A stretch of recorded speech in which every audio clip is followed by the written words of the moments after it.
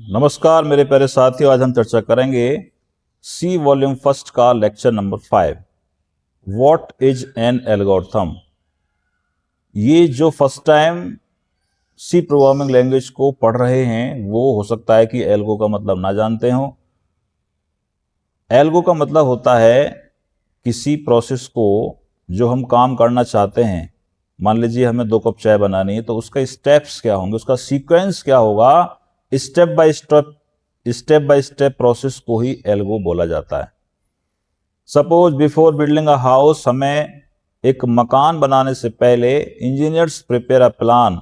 आप खुद भी इंजीनियर हो सकते हैं, उसका एक प्लान करेंगे कि यहाँ पे हमारा डाइनिंग रूम होगा, यहाँ पे किचन होगा। तो जो स्टेप्स आप बनाते हैं, जो सीक्वेंस आप बनाते हैं, उसी को एल्गो बोला जाता है। खाना खाने की बात करें, बनाने की बात करें, रेसिपी तैयार करने की बात करें, आप किसी को सिखाएंगे कि 2 कप चाय कैसे बनानी, तो आप बताएंगे पहले पानी लेना है आपको, फिर आपको पत्ती डालनी है उसमें, फिर चीनी डालनी है, इस तरह का। या सब्जी बनानी है तो उसके आप पूरे स्टेप्स बताएंगे या यूट्यूब से सीखेंगे। तो वो सारा का सारा जो प्रोसेस होता है वो एल्गो के माध्यम से होता है। प्रोग्रामिंग की दुनिया में उसको एल्गो बोला जाता है। अब बात आती है व्हाट इज एल्गोरिथम। अगर आपको मैंने बोला कि भाई आपको एक क्वेश्चन सॉल्व करके दिखाना, तो उसका भी स्टेप होता है, पहले ये स्टेप सॉल्व करना है, फिर ये स्टेप सॉल्व होगा। तो जितने भी स्टेप बाय स्टेप प्रोसीजर होता है जो किसी समस्या का समाधान किया जाए, उसी को एल्गोरिथम बोला जाता है।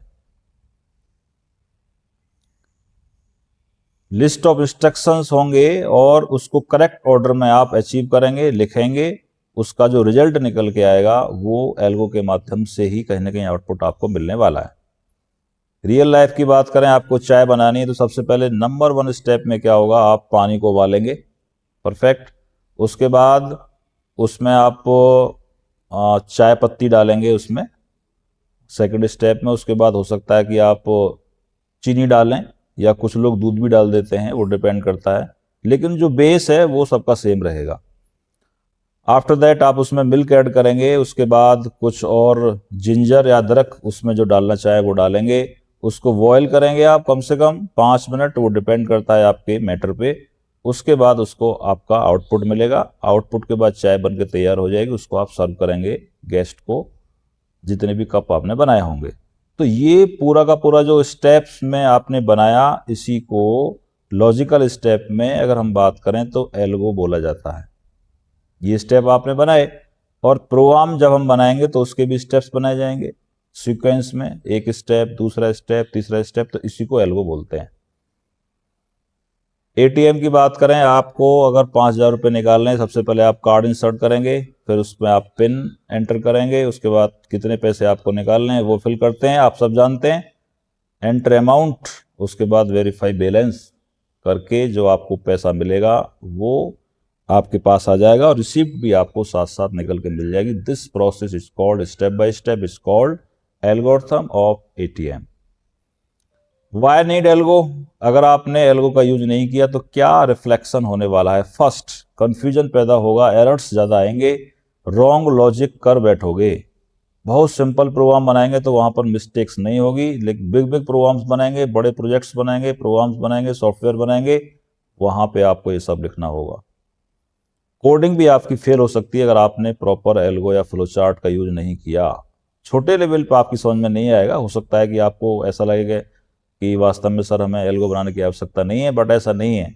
जब बड़ी प्रोग्रामिंग, बड़ी कोडिंग करेंगे तब आपको इसकी नीड की पता चलेगा। अगर आप एल्गो बनाते हैं तो क्या इफेक्ट पड़ेगा, क्लियर प्लानिंग होगी, उसमें दिक्कत नहीं आने वाली है, बेटर लॉजिक आप बना पाएंगे, अच्छा लॉजिक डेवलप कर पाएंगे, और फास्टर होगा डेवलपमेंट करने के लिए, परफेक्ट। एग्जाम्पल की बात करें, सम ऑफ 2 नंबर्स, हमें 2 नंबर का सम करना है, तो उसके हम स्टेप बाय स्टेप एल्गो वास्तव में कैसे बनाएंगे। पहला स्टार्ट लिखेंगे, इसमें कुछ एक स्टार्ट होता है, इसको याद करने का सिंपल तरीका, पहला स्टेप होगा स्टार्ट, और जो लास्ट का स्टेप है वो होगा एंड, या स्टॉप भी बोल देते हैं उसको।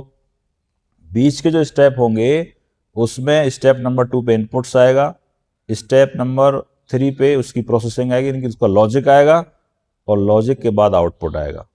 5 स्टेप इसमें होते हैं। इनपुट लिया आपने ए को, उसके बाद में आपने इनपुट बी लिया क्योंकि आपको 2 नंबर का सम करना है। उसके बाद उनका सम किया, दोनों को जोड़ दिया, दिस इज लॉजिक।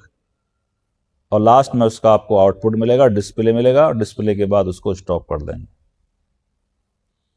बात को ध्यान से सुने, पहला स्टेप होगा स्टार्ट, लास्ट का होगा स्टॉप, और बीच के होंगे उसमें से शुरुआत इनपुट से होगी, उसके बाद लॉजिक आएगा, लॉजिक के बाद आपको आउटपुट मिल जाएगा।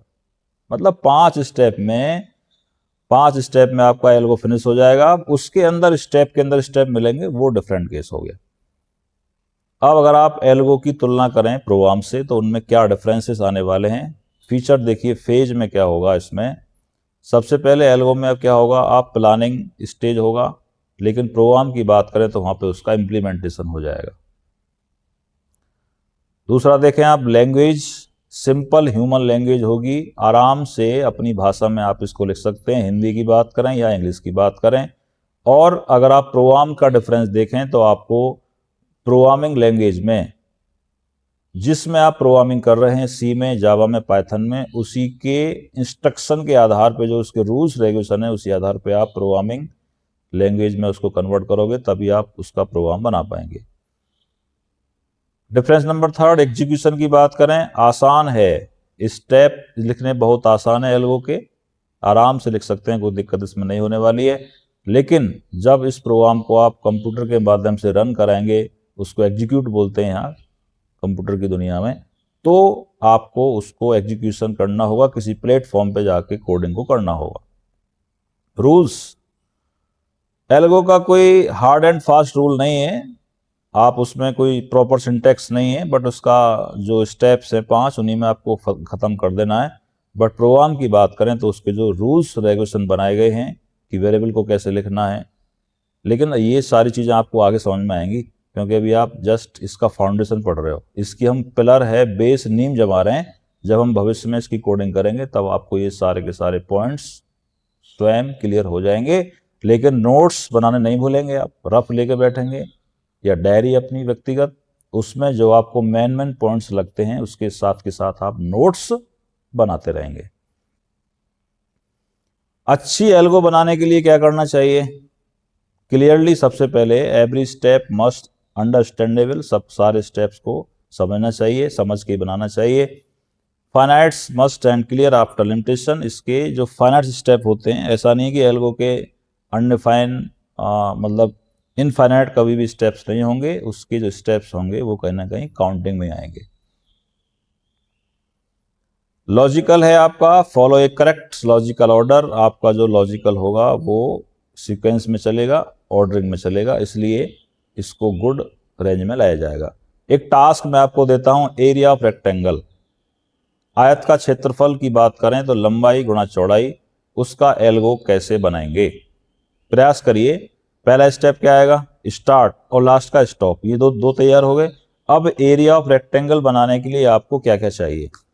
उसकी लंबाई चाहिए और चौड़ाई चाहिए। सपोज लेंथ को आपने एल बोल दिया और विड्थ को आपने डब्ल्यू बोल दिया। अब उसका मल्टीपल करेंगे दोनों का आपस में, area equal to length into width, answer आपके सामने आ गया।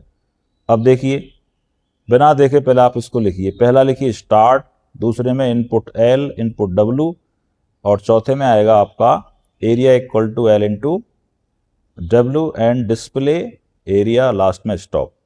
बस हो गया काम। पहला स्टार्ट हो गया, सेकंड इनपुट लेंथ विड्थ हो गया, थर्ड में उसका कैलकुलेट कर दिया आपने, फोर्थ में डिस्प्ले कर दिया, लास्ट में स्टॉप हो गया, बन गया। बहुत आसान है, कोई मुश्किल काम नहीं है। लास्ट में है कि इनकी तुलना कैसे करेंगे आप। तुलना करने का तरीका मैं आपको बताता हूं। सबसे पहले स्टार्ट किया, हो गया, इनपुट नंबर ले लिया, ए और बी की वैल्यू आपने ले ली दोनों की। अब हमें क्या करना है? 2 नंबर का कंपेयर करना है। सपोज यू हैव 2 नंबर्स, पहला नंबर आपके सामने 10 हो गया, मैं लिख देता हूं यहाँ पे, और दूसरा आपका 20 हो गया। अब आपको ये बताना है इन दोनों में से कौन सा बड़ा है। और सिंपल की बात करें, आप 2 दोस्त हैं आपस में और दोनों को बताना है कौन सा बड़ा है, तो बड़ा अच्छा आंसर आएगा, सर दोनों बराबर में खड़े हो जाएंगे। लेकिन वो तो फिजिकली हो गया, कोडिंग कैसे करवाओगे आप इससे? स्टेप कैसे लिखोगे? 2 नंबर इनपुट कराएंगे, कंडीशन दोनों का चेक करेंगे, compare A and B, display larger, अगर दोनों में से, अगर उसमें से ए बड़ा है तो ए को लिख देंगे, बी बड़ा है तो बी को लिख देंगे, इसलिए हमने लिखा यहाँ पे डिस्प्ले लार्जर और लास्ट में स्टॉप हो जाएगा, बन गया एल्गो। आया समझ में आपके में? और एक असाइनमेंट मैं आपको भी देने वाला हूं कि आपको एल्गो कैसे बनाना है। लेसन समरी देखिए, मीनिंग ऑफ एल्गोरिथम डिस्कस किया, दोनों का वर्सेस हमने डिफरेंस बताया, दोनों में क्या होता है, importance of logic, traits of good algorithm कैसे बनाएंगे, रियल लाइफ एग्जांपल आपको दिए, और लास्ट में होमवर्क ले लीजिए आप। जो आपने सीखा है ना उसका भी आपको जो आउटपुट है वो घर पे जाके बनाना है। पहला, right algorithm for T making. आपको 4 कप चाय बनानी है और उसकी एल्गो लिख के दिखानी है। ध्यान रखें, पहला आपका स्टार्ट हो गया, लास्ट का स्टॉप हो गया, और जो बीच में आएंगे ना तीसरे चौथे पांच में, तीसरे में आप इनपुट लेंगे और चौथे में भी इनपुट ले सकते हैं अगर नीड है तो, चौथे में उसकी प्रोसेसिंग यानी कि लॉजिक, और उसके बाद डिस्प्ले। आपको algorithm for division of 2 numbers, 2 number का साथियों आपको डिवीजन का एल्गो लिख के दिखाना है। आप लिख सकते हैं, मुझे उम्मीद है पूरी आपसे। Algorithm for area of circle, जो सर्किल का क्षेत्रफल होता है वो होता है पाई आर स्क्वायर, ठीक है। पाई का मान 3.14 होता है और एक उसका आप साइड ले लेंगे। लाइव एक्टिविटी की बात करें, this scenario, you wake up in the morning and go to college, इसका पूरा एल्गो लिखिए आप। When you awake in the morning, सुबह आप जगे, जगने के बाद आप क्या क्या करते हैं वो पूरा लिखेंगे आप। Can you right this step, आपको इसके स्टेप लिख के दिखाने हैं। इसको बोलते हैं दिनचर्या, है ना। आपकी पूरी दिनचर्या आपको उसकी एल्गो बना के देखनी है, ठीक है। सुबह आप जगेंगे, फ्रेश होंगे, घूमने जाएंगे, उसके बाद कॉलेज जाएंगे, कॉलेज से आके रेस्ट करेंगे, फिर खेलेंगे, फिर शाम को पढ़ेंगे, रात को दूध पी के सो जाएंगे। ये सारे के सारे स्टेप आपको लिख के दिखाने हैं। वेकअप, ब्रश करना, स्नान करेंगे, ब्रेकफास्ट करेंगे, कॉलेज चले जाएंगे, कॉलेज के बाद आप वापस आएंगे तो सोएंगे थोड़ा बहुत या आराम करेंगे, और उसके बाद खेलेंगे शाम को, खेलने के बाद फिर खाना खाएंगे, फिर पढ़ेंगे, फिर सो जाएंगे। लास्ट में, thank you very much, please share to your friends, your clients, your juniors, your seniors. हमें राय प्यार के, फिर मिलेंगे चलते चलते, फिर मिलेंगे चलते चलते। जय हिंद, जय भारत।